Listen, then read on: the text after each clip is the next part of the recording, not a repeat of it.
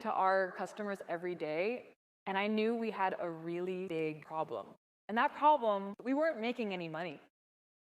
We weren't making any money. We were, working with the customers, and while people used it a lot, people weren't converting to that paid plan.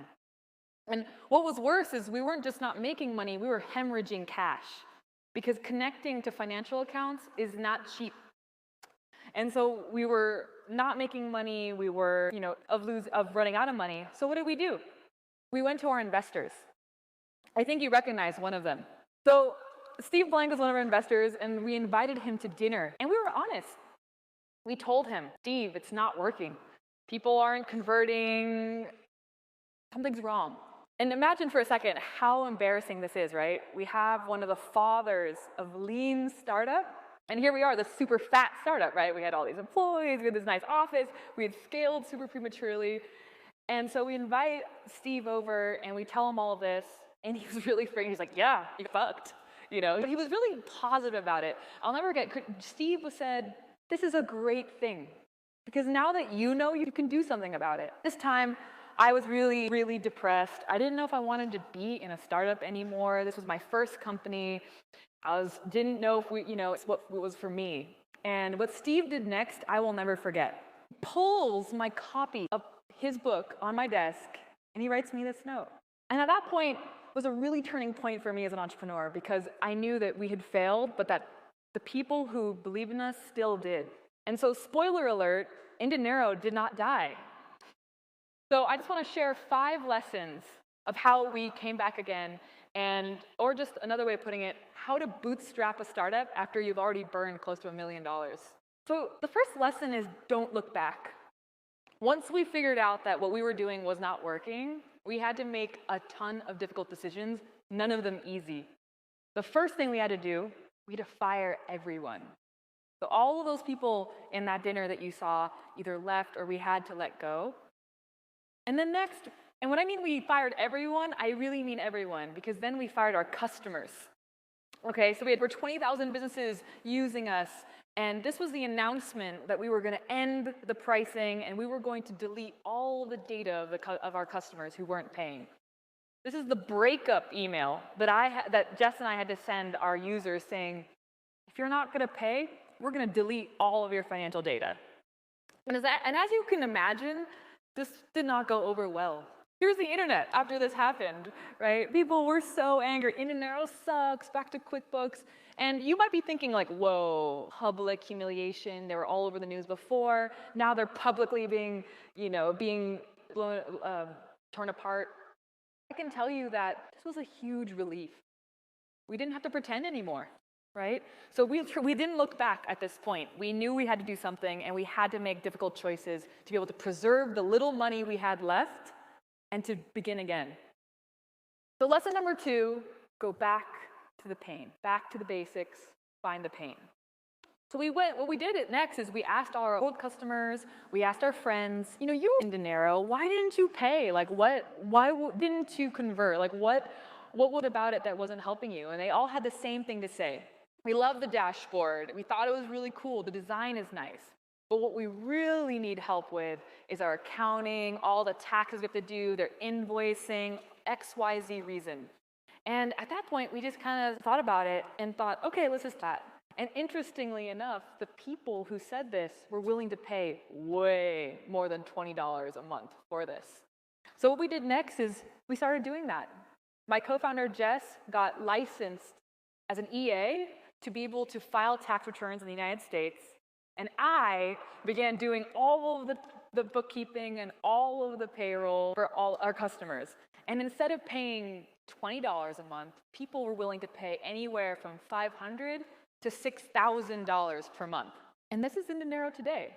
So Indinero is a full-service back-office solution for companies. So I like to, Jess and I liked it at, before we were software as a service, and we morphed into a service as a software. Because there are just some things that you could not automate at the time, but we found the pain. We absolutely knew the pain, and not only did we know the pain, we had every insight into also the pain because we were doing the work ourselves. We didn't hire a lot of people. We did it ourselves. And so you might be thinking, all right, this is how we figured out the new model. How did we grow it? So lesson number 3 is that empathy pays. At this time in my career, I didn't know what I know now being at 500 startups. I didn't know a lot about digital marketing. I didn't understand funnels, really. I really didn't. What I did understand was how to delight a customer. I was in charge of all of our customers and making sure they had an amazing experience back in the old model. And for the new model, because I was doing all the work myself, I made sure that every customer that came to us had an amazing experience. And so referral strategy is how I got us to $1 million annual run rate from almost dying in 10 months. So the first 100 companies that we brought on were all referred because of their experience. And this was something really important because I see a lot of companies that worry top of funnel right away, but I believe that the cheapest, the fastest, the best way to get your early customers is to delight them and make sure that you understand their pain and they're giving them the best experience ever. So this is what customers say about us today, right? So before, I call us a vitamin, right? We were a nice to have. You know, if it had come out of nowhere and killed everyone on the Indinero team on the old model, people would have been like, okay, like that sucks, fine. Now, if Indinero got hit, like if all of the that we have and the founders died in a freak accident, people would hurt. And that's why we're a painkiller today. Lesson number 4 is not to get too wrapped up in metrics that don't matter. So let me give you an example. Let me tell you what it looks like. So Indinero, the vitamin, right? TechCrunch posted an article about us, and these are the metrics they talked about. We had 20,000 users or businesses. We were doing 5 million transactions per month. We were processing over $2 billion through our platform. Sounds good, right? You would have invested in us too, right? People were really excited about these metrics. So let's look at us today and what a painkiller looks like in the metrics. We have over 400 paying companies paying anywhere from $500 to $10,000 a month. We're doubling year over year, and we still have a 99% month-over-month retention rate, right? So you can really see the difference of before we were tracking things that didn't matter. We were tracking metrics that don't matter. The metrics that matter are revenue, the rate of growth, all the things about you knowing your unit economics. These are things that are really important to us. The last lesson is to find pain first, then worry about scale. And this is an important one because people really made fun of us for going full service, right? They said, how did you get YC to fund your lifestyle business, right? They would say really mean things, like no one thought it was scalable, right? But like I said, today, this is what our company looks like. And even though it started unscalable, we were doing unscalable things to start, through the life of our company, we had implemented technology to be able to be more scalable. But this time, we knew we were solving a real pain. That was absolutely the difference for us. I like to say that who cares about scaling if you're not solving a real problem anyways? You're going to die. The bonus lesson from this whole experience with Indinero is that diverse teams win. We were a very young team. Jess and I are total opposites. Jess is a warrior. I'm a healer. Okay, I'm the opposite.